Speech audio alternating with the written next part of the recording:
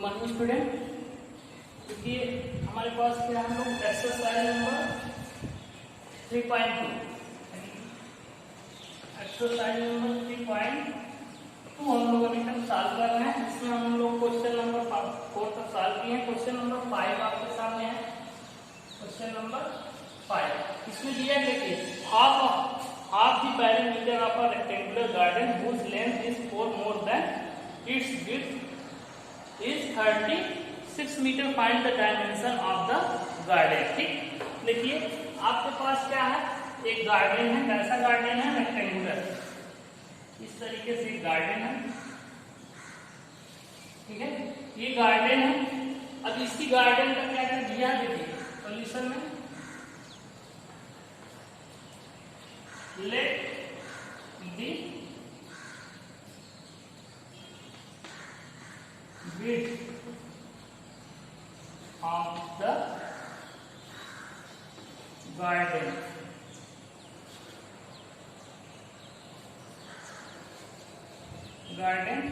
Equal to कितना हम ले लेते हैं x, यानी कि ये जो रेक्टेंगुलर गार्डन है इसका जो विड्थ है यानी कि ये कितना है, हमने x ले लिया। ठीक, क्या लिए? विड्थ x ले लिए, ठीक है। और देखिए and the length of the garden, यानी कि गार्डन की लेंथ कितना ले लेते हैं, y। ठीक, ये हमने क्या ले लिया, y। ठीक है, तो आपके पास क्या दिया है, according to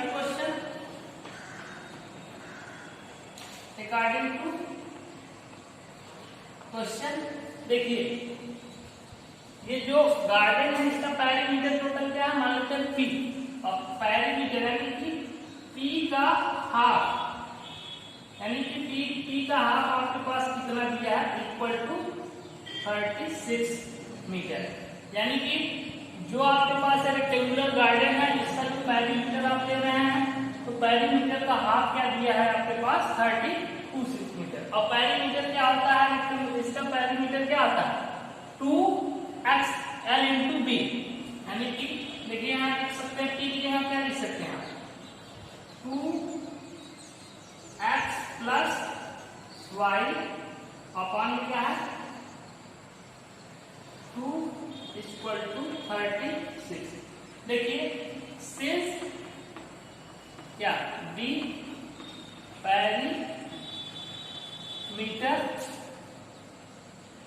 metre of the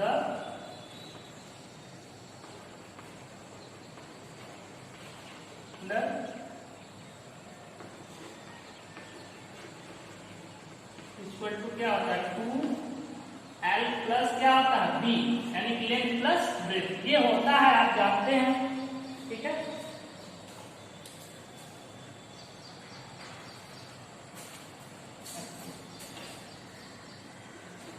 ठीक, ये होता है। तो यहाँ देखिए इसकी लेंथ हमने क्या ली है, y, और इसकी ब्रेथ क्या ली है, x, यानी कि 2l प्लस b। यही होता है, इसको रखें, उसे आप कैंसिल करिए, ये क्या आ जाएगा आपके पास, x plus y equal to 36। ये आपका फर्स्ट इक्वेशन आ जाएगा। ठीक, अब सेकेंड कंडीशन इसमें क्या बोला है, सेकेंड कंडीशन ये बोला है कि जो लेंथ है आपका विड्थ से कितना मोर है, 4 मोर है। तो that is according to question y equal to क्या हो जाएगा, x प्लस 4। ठीक, ये आपका क्या हो जाएगा, सेकेंड इक्वेशन।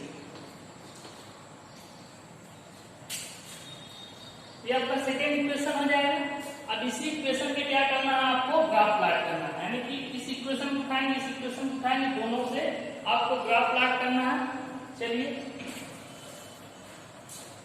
ग्राफ प्लॉट करने के लिए सबसे पहले हम क्या लिखेंगे, एक एक इक्वेशन का सॉल्यूशन लिखेंगे। देखिए इक्वेशन नंबर फर्स्ट को आप उठाइए, क्या है, x plus y equal to कितना दिया है, 36। ठीक, देखिए इसको प्लॉट करने के लिए क्या करेंगे आप, y इक्वल टू क्या लिख सकते हैं, 36 माइनस x। ठीक है, इस तरीके से हो जाएगा। अब देखिए यहाँ पे क्या करना है आपको, x की वैल्यू पुट करते जाइए, y की वैल्यू आपको मिल जाएगी। अगर हम x इक्वल टू क्या पुट कर दें 0, तो y की वैल्यू आपको कितना मिल जाएगा 36 माइनस 0 इक्वल टू कितना 36।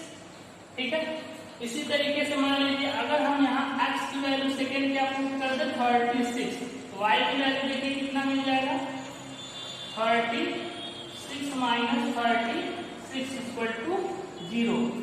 तो यानी कि जब आप x की वैल्यू कितना पुट किए 0, तो y की कितनी आई 36। इसी तरीके से x की आपने 36 पुट की तो आपके पास 36 y की वैल्यू है। ठीक, ये दो आपके पास दो कोऑर्डिनेट आ गए। इसी तरीके से आप ये आपका फर्स्ट इक्वेशन था। इसी तरीके से सेकेंड इक्वेशन आपके पास क्या है y equal to x plus 4। ठीक, इसको भी आप क्या करिए, इसके भी सॉल्यूशन लिखिए। देखिए इसमें y इक्वल टू दिया, x की वैल्यू पुट कर दीजिए, जैसे x इक्वल टू आप क्या पुट कर दीजिए 0। ठीक है, x इक्वल टू 0 पुट करेंगे तो y इक्वल टू कितना आपको मिलेगा 0 प्लस 4 इक्वल टू 4। ठीक, चलिए x की वैल्यू आप क्या पुट कर दीजिए 4। ठीक, तो y की वैल्यू कितनी 4 प्लस 4 कितना मिल जाएगा 8। ठीक है, यानी कि अब देखिए इसके कोऑर्डिनेट क्या है 0 और 4, और इसका कोऑर्डिनेट क्या है आपके पास 4 और 8। ठीक, अब ये दो आपके पास ये कोऑर्डिनेट आ गए, इसी कोऑर्डिनेट को लेके आप क्या करेंगे ग्राफ प्लॉट करेंगे। ठीक, चलिए यहाँ ग्राफ प्लॉट करते हैं। देखिए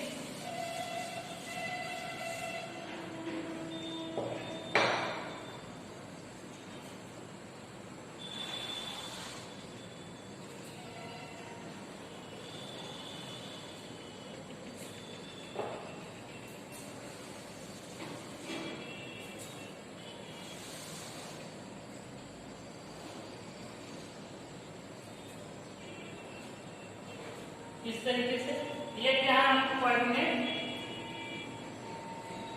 0 0 है यहाँ पे। ठीक, ये देखिए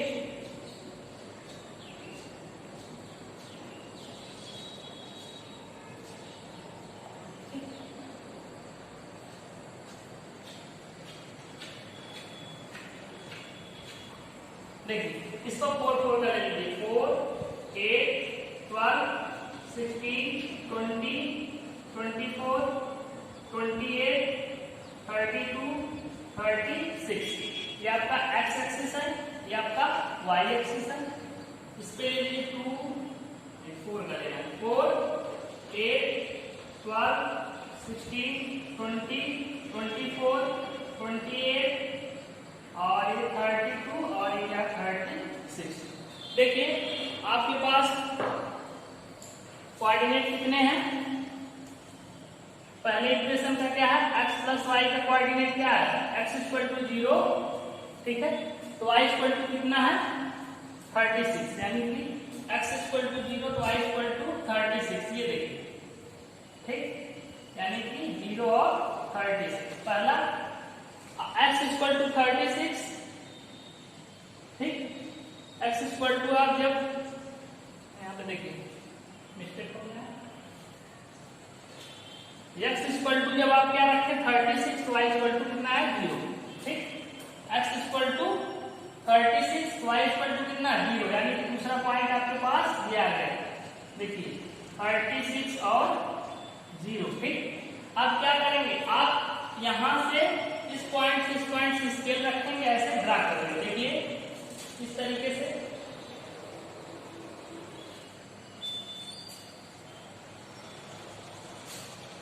इस तरीके से आपको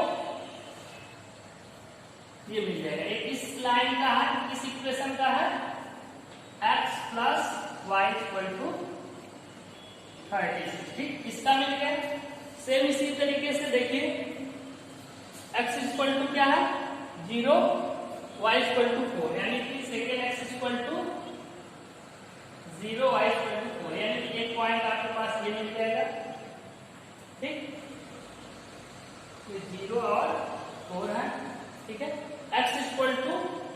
4, y इक्वल टू 8, ठीक, यानी कि 4 और 8 ये देखिए यहाँ होगा, ठीक, ये क्या है x इक्वल टू 4 और 8 ये कोऑर्डिनेट, ठीक है। जब आप इसको ऐसे ड्रा करें, देखिए इस पॉइंट से इस पॉइंट चलते हुए इस तरीके से स्केल रखेंगे, खींच लेंगे, देखिए यही ना,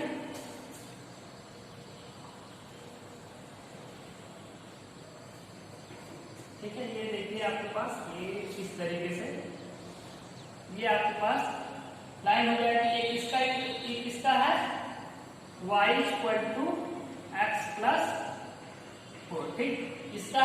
अब इससे आप देख लीजिए, इससे देख के आपको बताना है कि ये जो इसके आंसर क्या होंगे, यानी कि लेंथ और ब्रेथ कितना होगा। देखिए यहां से देखेंगे हम ऐसे तरीके से, ये किससे मिल रहा है 16, ठीक, इस तरीके से देखेंगे तो ये आपका इससे मिल रहा है 20, यानी कि 20, ठीक। इसके कोऑर्डिनेट क्या हो जाएंगे, यानी कि 16 और 20, तो दैट इज क्या x किसका आप लिए, x आप लिए हैं, फिर इस कितनी आ गई 16 और y की वैल्यू कितनी आई 20। यही आपको निकालना था, तो आप लिख लेंगे। देखिए इस तरीके से पहले आप क्या करेंगे, इसका इक्वेशन बनाएंगे, इक्वेशन बना के सॉल्यूशन लिखेंगे, सॉल्यूशन लिखने के बाद इसके 2 सॉल्यूशन लिखें, इसके भी 2 सॉल्यूशन, इस तरीके से आप ग्राफ को इसको प्लॉट कर देंगे, ठीक। ये आप पॉइंट रखना चाहते हैं रख सकते हैं, जैसे ये रख लीजिए A, B,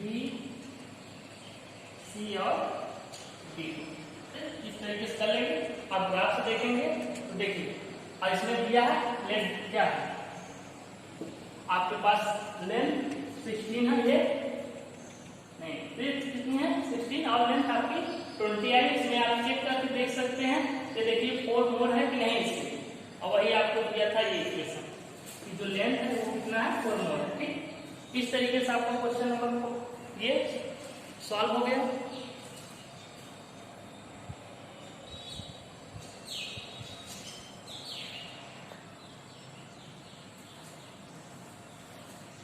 क्वेश्चन नंबर, इसके बाद 5th है, देखिए क्वेश्चन नंबर 5th आपका हो गया क्वेश्चन नंबर 6, ठीक। 6 में क्या है, वी हैव गिवन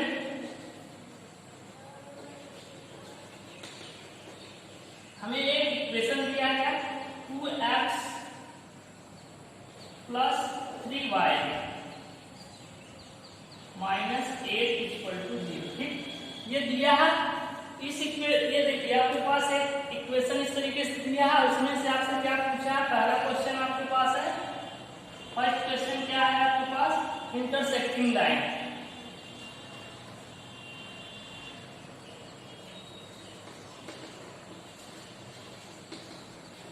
ठीक।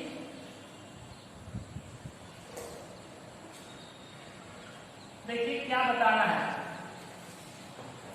इसमें दिया है आपके पास ये जो क्वेश्चन है, क्वेश्चन नंबर 6 में आपके पास एक इक्वेशन दिया है 2x plus 3y minus 8 equal to 0। तो आपको क्या करना है, इसी इक्वेशन का एक ऐसा इक्वेशन लिखना है जो क्या करे, जब उन दोनों इस इक्वेशन और जो दूसरा इक्वेशन आप लिखेंगे उसमें क्या करेंगे, आप ग्राफ लिखेंगे, कैसी लाइन मिलनी चाहिए, इंटरसेक्टिंग लाइन, ठीक। तो इंटरसेक्टिंग लाइन कब मिलती है, जब आप जानते हैं कि A1 upon A2 not equal to B1 upon B2, यानी कि ये प्रॉपर्टी आपको पता है, जब A1 upon A2 not equal to B1 upon B2, तब हम क्या करते हैं, दो इक्वेशन में ग्राफ खींचते हैं, वो दोनों आपस में क्या होते हैं, इंटरसेक्ट करते हैं, यानी कि एक दूसरे पे एक कहीं इंटरसेक्ट करते हैं। तो देखिए यहाँ पे इसका स्टैंडर्ड फॉर्म लिख लीजिए, A1x plus B1y plus C1। यहाँ देखिए A1 की वैल्यू कितनी, A1 की वैल्यू होगा कि A1 की वैल्यू कितनी 2 नॉट इक्वल टू B1 की वैल्यू कितनी है यहाँ 3। अब आपको यहाँ ऐसी, यानी कि दूसरा इक्वेशन आपके पास क्या होगा, a2x plus b2y plus c2 equal to 0। अब a2 यानी कि यहाँ पे a2 की वैल्यू आएगी, यहाँ पे किसकी b2। अब यहाँ पे a2 और b2 की ऐसी वैल्यू रखनी है कि दो आपस में ये इक्वल हो। जैसे हम क्या करते हैं, यहाँ पे मान लीजिए यहाँ पे 3 रख दिए, यहाँ पे 2, तो देखिए 2/3 नॉट इक्वल टू 3/2, तो दैट इज a2 की वैल्यू क्या हो जाएगी, a2 इक्वल टू कितना हो गया 3, b2 इक्वल टू कितना हुआ आपके पास 2। ठीक है, इस तरीके से ये हो जाएगा। और देखिए ये हो गया आपका, ये दोनों रख सकते हैं। देखिए तो इससे आप एक इक्वेशन बना सकते हैं। देखिए a2 की जगह क्या रखेंगे 3, तो आपके पास इक्वेशन क्या आ जाएगा 3x plus 2y plus constant में। देखिए यहाँ पे आपको कुछ नहीं बोला, कुछ भी रख सकते हैं। मान लीजिए हमने 5 रख दिए, 5 इक्वल टू 0। ये आपका इक्वेशन बन गया। ये इक्वेशन और ये इक्वेशन, जब इन दोनों में आप इक्वेशन इसमें और इसमें ग्राफ खींचेंगे तो हमेशा क्या है इंटरसेक्टिंग लाइन, यानी कि आपको इस तरीके से ग्राफ खींचेंगे ऐसे, तो आपको ऐसे और ऐसे यानी किसी पॉइंट में इंटरसेक्ट करते हुए मिलेंगे। तो देखिए मान लीजिए कोई ऐसा स्टूडेंट है जो 3 और 2 नहीं रखना चाहता, वो कुछ और रख ले। तो देखिए जैसे आप यहाँ ये है 2 नॉट इक्वल टू 3/2, 3।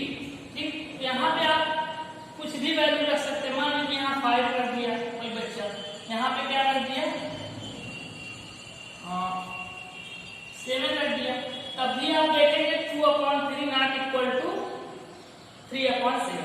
इस तरीके से आप क्या कर सकते हैं, इस इक्वेशन यानी कि इस रूल से आप इनफाइनाइट यानी कि इस तरीके से इनफाइनाइट इक्वेशन लिख सकते हैं। ठीक है, इसमें कोई कंफ्यूजन नहीं, कुछ भी आप रख सकते हैं, लेकिन एक कंडीशन होनी चाहिए कि ये जो है नॉट इक्वल टू यानी कि a1/a2 not equal to b1/b2 के। आपको मेन यही समझना है कि ये आपके इक्वल नहीं होने चाहिए। यानी कि अगर आप यहाँ पे ऐसी वैल्यू रखिए कि ये ना हो कि इसको आप डिवाइड करके कैंसिल करके दोनों आपस में इक्वल आ जाए। ठीक है, तो इस तरीके से आप कर लेंगे, आपके पास ये आ जाएगा, ये आपका आंसर हो जाएगा। ठीक है, इस तरीके से। और दूसरी क्या है, इसके बाद देखिए दूसरा इसमें आपसे पूछा क्या है, दूसरा आपसे पूछा है पैरेलल लाइन।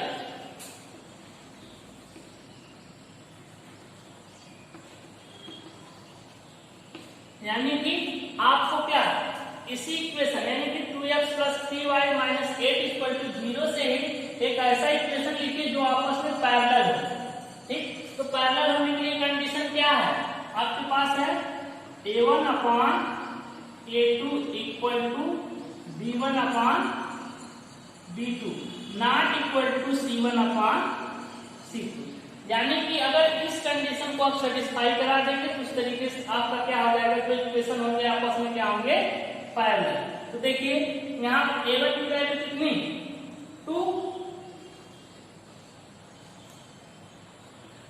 b1 कितना 3 और c1 कितना है माइनस का a नॉट इक्वल माइनस का क्या है 8। ठीक है, तो आप यहाँ पे कौन सी वैल्यू रखें, जैसे मान लीजिए आप यहाँ पे रख लीजिए जैसे 4। ठीक, तो जब इसको आप 4 से कैंसिल कराएंगे तो क्या आ जाएगा 1/2। यहाँ पे यानी कि यहाँ पे भी कितना आना चाहिए 1/2, तो आपको यहाँ क्या रखना पड़ेगा 6, 3 2 जा 6, 2 2 जा 4। लेकिन यहाँ पे आप क्या रखेंगे, यहाँ पे आप देखिए अगर -16 अगर रख देंगे तो उसको काटेंगे तो भी 1/2 आ जाएगा। यानी कि -16 को छोड़ के कोई भी वैल्यू आप 16 रख सकते हैं। ठीक, 16 रख सकते हैं, लेकिन इसको रखेंगे तो आपके तीनों क्या हो जाएंगे इक्वल, और जब इक्वल हो जाएंगे तो पैरेलल लाइंस की कंडीशन को फॉलो नहीं करेंगे, इसलिए आप -16 को छोड़ के कुछ भी रख सकते हैं। तो देखिए इसको आप कैंसिल आउट कराइए, देखिए ये 2 और ये भी क्या 2। देखिए 1/2 equal to 1/2 not equal to क्या आ जाएगा -1/2 के। ठीक, इस तरीके से देखिए आ जाएगा, देखिए इक्वेशन आपके पास यही है। देखिए आप क्या रखते हैं, a2 की वैल्यू 4, यानी कि आपके पास इक्वेशन आ जाएगा 4x प्लस 6y और प्लस का 16 इक्वल टू 0। ठीक, ये आपका क्या हो जाएगा आंसर। ठीक है, इसमें कोई कंफ्यूजन नहीं। देखिए इसके अलावा आप कुछ और भी रख सकते थे यहाँ पे, यानी कि इसके इनफाइनाइट वैल्यू लिख सकते। देखिए आपके पास जैसे क्या कर सकते थे, यही है आपके पास 2 3 नॉट इक्वल टू -8। ठीक, इस तरीके से देखिए अगर आप यहाँ पे क्या रखना चाहते हैं, मान लीजिए 6 रखना चाहते हैं, तो आपको यहाँ क्या रखना पड़ेगा, इसको काटेंगे 1/3 आएगा, तो यहाँ कितना रखेंगे 9। ठीक, और यहाँ पे आप क्या नहीं रख सकते हैं, तो माइनस का 27 नहीं रख सकते हैं, प्लस का 27 रख सकते हैं। इसके अलावा इस संख्या को छोड़ के कुछ भी रख सकते हैं। तो इस तरीके से अगर आपको पैरेलल लाइन इक्वेशन लिखना है तो भी आप क्या इनफाइनाइट मेनी इक्वेशन लिख सकते हैं। ठीक, ये होगा आपका 6 का फर्स्ट पार्ट हुआ, सेकंड पार्ट हुआ, एक पार्ट और है आपके पास थर्ड, उसमें क्या लिखना है, कोइंसिडेंट लाइन। चलिए यहीं पे आपको बता देते हैं, कोइंसिडेंट यानी कि थर्ड क्या लिखना है आपके पास, कोइंसिडेंट लाइन। कोइंसिडेंट लाइन कब होती है, जब क्या होता है a1/a2 equal to b1/b2 equal to c1/c2। ये कंडीशन अगर फॉलो करेगी तो हमारे पास जो लाइन्स आएगी वो क्या होगी, कोइंसिडेंट, यानी एक के ऊपर एक। जैसे इस तरीके से आप ग्राफ खींचेंगे, इस तरीके से एक लाइन आएगी इसी के ऊपर दूसरा, यानी कि ये कंडीशन फॉलो करनी चाहिए। चलिए a1 की वैल्यू कितनी, 2, a2 की b1 की वैल्यू 3 और c1 की वैल्यू कितनी है -8। तो देखिए आप यहाँ पे क्या रख सकते हैं, देखिए यहाँ पे अगर हम 4 रखते हैं तो इसको डिवाइड करके कितना आएगा 2, 1/2, यहाँ क्या रखना पड़ेगा 6, और यहाँ पे